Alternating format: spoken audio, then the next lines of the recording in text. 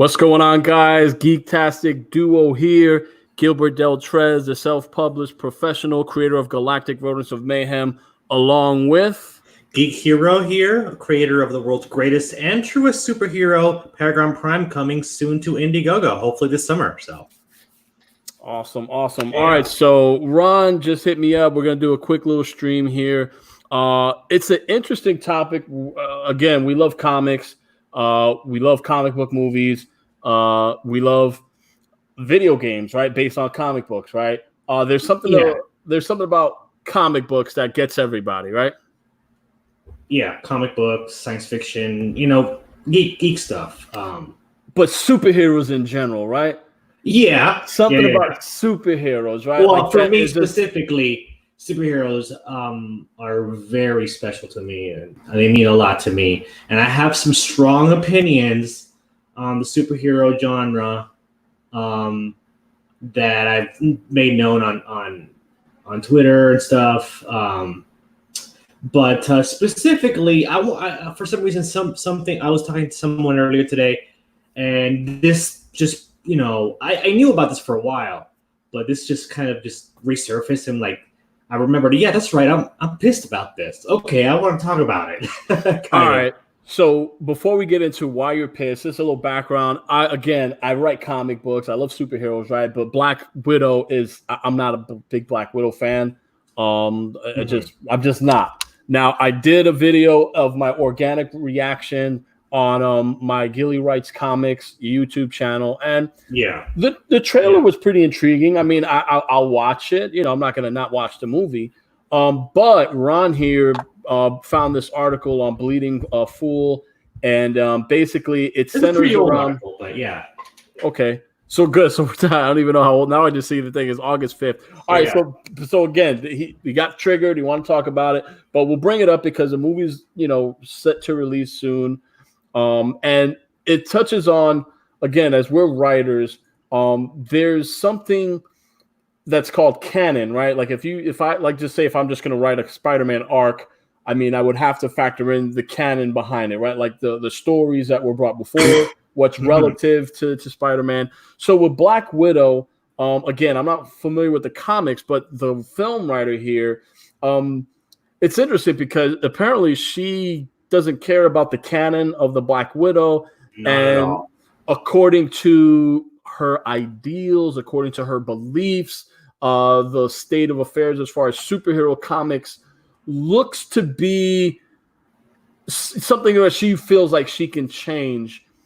As far as she's an activist. She's not a screenwriter. She didn't write this movie to entertain. She wrote this movie to push her own agenda, and that's a big issue with movies today in general.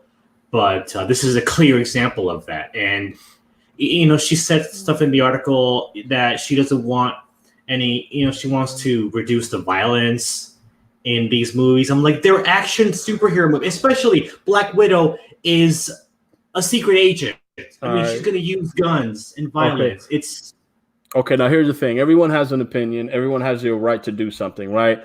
Now, when you're talking about a genre in general, and you're talking about superheroes, what makes superheroes interesting is, of course, and why we like comic books is you get that comic book action. It's over the top. It's high adrenaline. It's, it breaks all parameters. It's like, wow, this is why we read comics, right? And then when we get a good superhero movie, this is why, superhero cinema has skyrocketed the way it has. And a lot of it's in part to the Marvel Cineverse, right? So again, when we think about, I just want to, take apart what makes superheroes, it seems interesting to me. So let's look a little bit on what, I don't know much about Jac Schaeffer, Jacqueline Schaeffer, whatever. I mean, but I think just read the parts in bold, and you got a good idea of what she's right. There's one thing that that raised my mind, but I'm just going to put right here. She says that Jac Schaeffer, she has a bold vision for superhero movies. She wants more sympathetic villains. I could understand making a villain not so one-dimensional. You want to make them sympathetic to a point. Well, there's a difference. There's a difference between more sympathetic and multi-layered. They're not the same thing. They're not the same thing. Okay. You can make a multi-layered, interesting villain, but not necessarily make him more sympathetic. Okay, I get. Well, the villain is a villain, right? But what I think is interesting, if you could create a villain to the point where people could relate to him, and to a point where people could understand what makes him, a villain. Now, I get there's always true, but the thing is, though, you can tread dangerous ground, which I think a lot of stuff have done today, where the villain is almost worshipped. Or, I mean, look at the popularity of Joker and Harley Quinn, for example. Joker and Harley Quinn are psychopathic murderers. They're killers, and yet people are dressing up as them. It's almost I like the Joker glamorization of that kind of thing, and I think that's a problem personally. I mean, don't get me wrong. I like plenty of villains. I really do. I like the Joker. I like Harley Quinn. I like Darth Vader. I like Shredder. I like Shredder's not someone you think of as sympathetic, but I think if you could make Shredder appealing in a way, not appealing, but if you just make him interesting in where he does what he does for a reason. Again, we're digressing. Let's stick to what she's doing here, right? She's just saying sympathetic villains, multi-layered, whatever, right? But less glamorization of weaponry, stronger representation of marginalized voices. Again, I understand the cry for diversity, but then again, I'm seeing like a scale here, and there's certain diversity that outweighs the real diversity. That's a whole other topic, right? To comic book movie fans who prefer ultraviolet shootouts, John Wick, anyone, 100% evil villains. Again, like I see nothing wrong with true evil. I mean, there's true evil out there, and again, there's just some people that just as Michael Caine put it in The Dark Knight, there's some that just want to see the world burn, right? They want to grade the lines between good and evil, and that's a problem in my, Well, whatever she's trying to do, she says here that she's not interested in adhering to comic canon that is discriminatory in any way that violates her value system. Now, that's not your job, lady. Your job is to write a screenplay for an action superhero movie, not to put in your own agenda into it. Here's the thing. We're already talking about her job. Let's see how qualified she is for the job. Schaeffer's work for Marvel includes contributing to 2019 Captain Marvel show running. Okay, great. Here we go. This is the big one right here that was a red flag for me. I wasn't a huge superhero movie fan before starting to work at Marvel. Now, here's the thing. Marvel Comics creates comic books. They create, they're the golden, the golden house of superhero movies, superhero universe. They used to be called the House of Ideas, right? The House of Ideas. They're the top. I'm talking about when it's top class. They're number one on that board, right? And then DC, right? And it's close 1 and 2. But what I'm saying is, I would imagine you'd have to have some type of admiration or some type of dare I say love or respect for the superhero genre to the point where I should say you should at least be a fan of it. Is that asking for too much? Does this mean does this make me hateful? I don't know. Some people will construe it that way. What I'm trying to say is there's a superhero, there's a construct here, right? If you're coming into this and you're not even a fan of it, how do you have a right to create something that I as a fan want to buy and watch, right? Yeah, exactly. I mean, that's the thing, though. Marvel's been doing that for several years now. I mean, Sana Amanat, one of the big people over there at Marvel, she has no experience in comics at all, and they hired her to be pretty much in charge of Marvel. She's the one that created, Kamala Khan, and she's pushing a bunch of feminist and social justice agendas into Marvel. But she had no experience at all. That's what my complaint is. Now, here's my complaint is. I mean, if you want to make a female superhero, great. If you want to reinvent and you want to just create more female superheroes for more girls out there, I'm okay with that, right? Yeah. But I would imagine you would do that in a way that respects the superhero formula, because again, that's Marvel was built on that. Now, if you add, if you put someone in here that, again, because she doesn't care about canon, she's actually saying she doesn't care about superhero canon. She's not even talking about Black Widow canon. She's just saying superhero canon. Like, I don't want to do this, I want to do that. She just got this, all this free reign, and she's going to run away with it. Will it make a great Black Widow movie? I don't know. I mean, I'm not going to lie. I was interested in it. I'm still going to watch it. I didn't see anything in the trailers that put me off. Okay. That's fine. But now knowing the film writer, and now it gives me cause to pause a little bit, because I'm like, okay, this is, and then she says something that, I can't resist, filling it with propaganda like toxic masculinity. Like, again, now toxic masculinity is propaganda. Again, feminist agendas are propaganda. My whole thing is, this is where we, blur the line and we ruin the opportunity for some great storytelling. Can you make a great female character? Of course. But when you make it about agendas before writing or producing the script or whatever, maybe, you have the script written out. But again, when I see, that you weren't a big fan of superhero movies and you just are basically given what it seems a job for reasons, because again, maybe diversity, I guess there's not enough women writing superhero movies. Well, maybe there's a reason for it if they're admittedly saying they're not fans of the superhero movie. Yeah. Could we get a female that's a fan of the superhero genre and wants to attack it in a way that could lead credibility to the fans? Is and my issue is that when these articles first came out, when they were they were made public, everybody was like, oh, I can't believe that, blah blah blah, and then a lot of those same people, like, oh, well, the trailer looks good, so I think I'm gonna watch it now. I'm like, no, and that really gets under my skin. It happened with the Witcher TV show, and it happened with a bunch of other things where people just forget, they just flake out on their outrage or on their on standing by. Here's one thing that she says here. I would like to see alternatives to violence in superhero movies. That's the stupidest sentence I've ever seen in my life. If you just think about conflict, right? I mean, that's a story, right? Whether it's violence or not, conflict, right? Yeah. Conflict is conflict. Now, if you're going to create a story about superheroes, you're not going to have any type of violence in there. Where's the conflict? Why am I invested into this Black Widow story? Or why am I invested in you as a writer?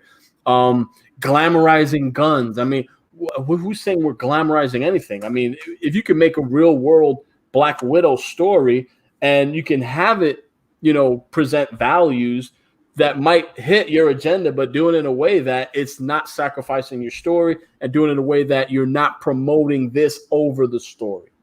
You know what I'm saying? The focus should always be on the Black Widow. The focus should be in presenting her in a way that fans would respect, and also maybe twist it up in a way where it could also bring new fans into movie theaters to maybe want to be Black Widow fans or whatnot. There's a fine line between this, and me as a writer, I don't go around saying, hey, I'm a minority, give me a job, or hey, I should do this. I don't. I just put out my stuff and I write, and hopefully I'll get published one day. Maybe one day I could work for Marvel. And again, I would never use that as a flag to wave around. Your first loyalty is to the story and the characters. That's all that's important. Nothing else matters. Nothing else. And of course, to the brand, right? So I respect Marvel. I would respect Marvel in the brand, but it also seems like Marvel, they don't respect their own brand. Exactly, is what I'm saying. Because again, it's not. I mean, it's Marvel that was bought by Disney, so they're putting people in place that, again, where we're seeing moves where maybe they, as far as the future going forward, the Marvel's, the MCU, I don't see that. I don't see it as hopeful as it was how it was the pre-Avengers. Everything was building to the Avengers and building to, Infinity War and the Thanos storyline. Like, now to see this new direction, I don't know. I mean, again, have your beliefs. That's all great. Just focus on the story and try to create something that would be well received by all the fans. If she wants to write her own movie completely separated from this, so she could put her own agenda into it, go right ahead. Do whatever you want. She don't need to. Separate. She don't need to. She already has the biggest key to the biggest mansion. She's already with Disney. She has a platform, so it is what it is. What we have to do is critique respectfully, right? And just make our own observations, our own perspective, and do it in that way. And then when we see a story and we see it, how it's twisted in this way or twisted in that way, that we could talk about. Well, maybe what we should do is watch when the Black Widow movie comes out. We'll Yeah. I was just and we'll have a stream on it the next day. I was going to say that. Now that we have Geektastic Duo, we kind of have an obligation to review these things and watch them and critique them. And I understand that. I get it.